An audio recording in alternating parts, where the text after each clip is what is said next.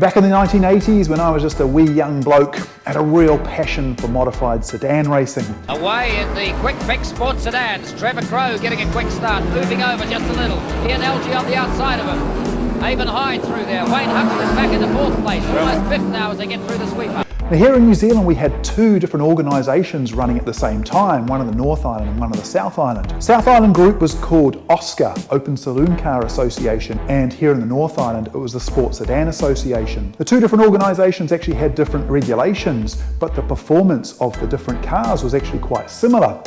And event promoters at that time used to run these north-south grudge matches which brought the fans to the tracks in their droves. Don Goodley getting up there behind Wayne Huxford in his yellow RX-7 as well, going very well considering the turbocharger is done. Now one of my absolute favourite race cars of that era was a bright orange HT Holden Monaro owned and raced by a guy called Barry Algie, this car right here. But I never got to see this car race in period. He never came to my local track, only got to see it on television. And one of the reasons I loved this car so much was because it was just so different. Big, brutal Aussie muscle car. So the modified sedan regulations allowed you to fit basically any engine you wanted into any body shell. The engine could only be up to 6,000 cc's, but you could stick it into any body shell you wanted. Most teams gravitated towards something that was sort of fairly small and nimble, like a Mark I Ford Capri, for example. They were really popular.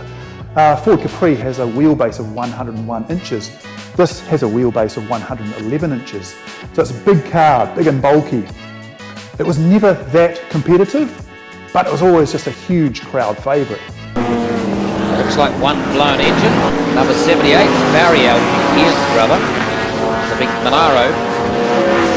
Barry bought the Monaro in 1975 as a fire-damaged street car, and the intention was always for it to be a race car. But it took him a long time to get there, the best part of 10 years. It didn't hit the track until the early 1980s. Now when he bought it in 1975, it made a lot of sense. Most of the top teams in New Zealand were running big-bodied cars like this, like Camaros and Mustangs and things like that. But by the time this car finally hit the track, most of the top teams had switched to the smaller-bodied cars. Now, Barry didn't have a whole lot of money. He was a panel beater, and this car was really built on a tight budget. But he was an unbelievable fabricator, and he would create things from nothing. It was just quite incredible. It's one of the things that makes this car just so joyous, and I'm really looking forward to showing you some of his creative work. Now, sadly, Barry Algie passed away some years ago. The Monaro, he actually owned the Monaro until he died. It's owned now by my good friend Gordon Burr, and Gordon also happens to own another of the amazing Algie family modified sedans, this incredible Alfetta that Ian Algie, Barry's brother, built and raced in the 1980s. And I'm looking forward to bringing you a story on this car, but it doesn't have an engine in it at the moment.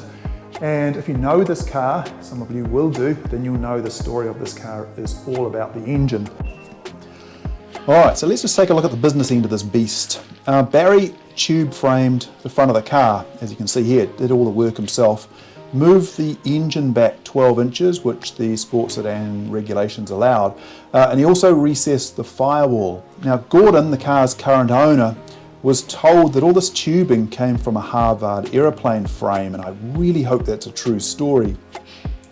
Now the last time Barry raced the car, the motor locked solid and the block was beyond repair. Did run a 400 cubic inch small block Chevy block with a 327 crank, which gave 348 cubic inches, so came just under the 6,000 cc maximum engine size allowed for sports sedans.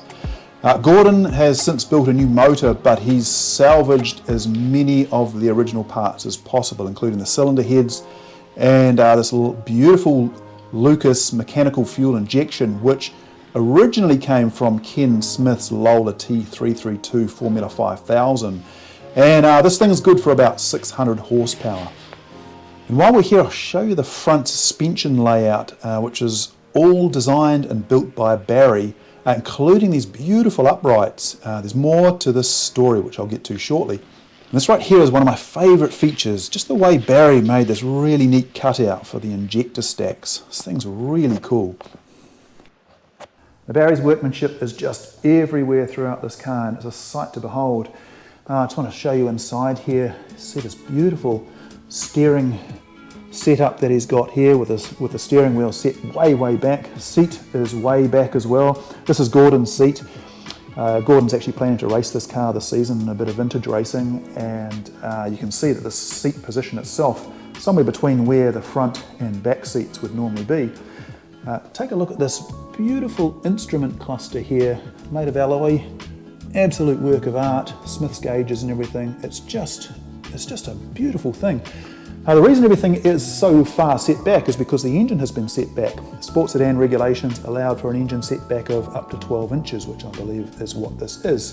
Like I say, this is Gordon's seat, but this right here is Barry's old seat. And again, just a really neat looking thing. I don't think I would want to sit in it. It wasn't a lot holding it in. It's covered in a fire resistant wool, and it's just a really beautiful thing. Barry himself wasn't a big guy, sort of built like a jockey, perfect racing driver size, and this was his old seat. Now I have to show you these wheels here because these are a work of art and you will not see them anywhere in the world, I promise you that. They're 3-piece wheels, and you'll see them on the back here also. 3-piece wheels. Barry designed and cast the centres, and over here we have the original wooden bucks that he made himself for making the castings, and these are absolute works of art. They're just beautiful. Gordon, who owns the Monaro and the Alfetta, owns all these old wooden bucks that Barry created. You can see there's parts for the transmission. He was constantly improving, constantly tinkering. These here are bucks for the rear uprights, the rear suspension uprights, and buck for the front suspension uprights. So just phenomenal, and I would happily display these in my living room at home because I just think they're absolute works of art. I believe these here may be side sections for one of Barry's radiators, and you can see there the casting with his name in it. They're just absolutely beautiful. Now if I just scoot around the other side here, I'll just show you in here. You can see the dry sump tank just over there. This is the fuel tank sitting next to the driver. It's all about weight distribution in this car, and it's quite hard to see, but way back here is a 5-speed ZF transaxle. This transaxle was sourced from a New Zealand built Formula 5000 car called the Catapo. It was a creation of Mark Petch and John Olsen. And John Olsen, of course, worked for Shelby American in the 1960s on the Ford GT40s and the Cobra Daytona Coupes, among others. I believe he was actually the first person to ever drive one of the new Daytona Cobra Coupes.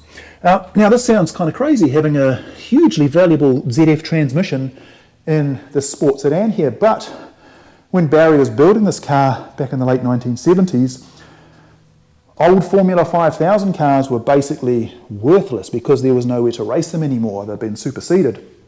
And so old Formula 5000 parts were really cheap and easy to come by. And so the ZF remains with the car after all these years. Now a couple of the things that really stand out on this car are these massive rear fender flares. Now the Monaro initially, when Barry first got it to the track, it had sort of much more subtle bubble type flares, but then he fitted these huge box flares to the back, and the reason for that, and if I bring you around the front here, you'll see there's an opening in there too, and the reason for that was because the radiator is in the back, and Barry, I believe, actually used to cast his own radiators. The guy was hugely talented. So this was obviously to get cool air to run down the side of the car through the radiator and out the back. And another of Barry's creations was this incredible rear spoiler. Now the center section here apparently came from a Formula Atlantic car, whereas the side supports were from, I believe, a Douglas DC-10 aircraft. These were actually floor pans from a Douglas DC-10 aircraft, and so Air New Zealand was breaking these things up, and Barry got all this aluminium for free, and so made these rear wing supports out of them. So like I say, this was not a pace-setting car in sports sedan racing or modified sedan racing in the 1980s, but in a way that kind of didn't really matter. It was just an incredibly popular car and an example of one person's amazing fabrication skills and creative skills to design. This was Kiwi ingenuity. This is what we used to call Kiwi ingenuity. When you couldn't just go and buy things, you had to design them yourself and make them yourself. And this was just such a great example of that. And the car will forever live on in Barry's name. So Barry built the Monaro, raced it throughout the 1980s, possibly into the 1990s, might have done a couple of events in the 1990s. He only ever raced it, as far as I'm aware, at New Zealand's two most northern tracks, at Pukekohe and Bay Park. Never came to my local track, Manfield, never took the car to the South Island, and then when he was done with it, he just pushed it into the shed and I guess threw a cover over it and forgot about it. And it was only several years later that, with the encouragement of some enthusiasts, he brought the car back out to race again. But what you see here is the car that Barry raced. It's basically unchanged. Put new fluids in it, and that was about it. Everything else is original, including this amazing hand painted signage down the side here. Gordon, the current owner, had the front clip repainted because it was looking incredibly tatty and tired, and so he gave the rest of the body a real good cut and polish just to try and get it to blend in. But this is a true time warp, a car that was pushed into the shed 30 odd years ago and rolled back out again. And what you see here is a pure 1980s untouched New Zealand sports sedan. And I want to say a huge thanks to Gordon Burr for letting me come and film this amazing car. I'm hugely grateful, and just want to say thank you guys for watching. I hope you enjoyed this little video, and we'll catch you next time. See ya. Just heard that Barry Algie in car 78, the big Monaro in your picture there, is about to be black flag.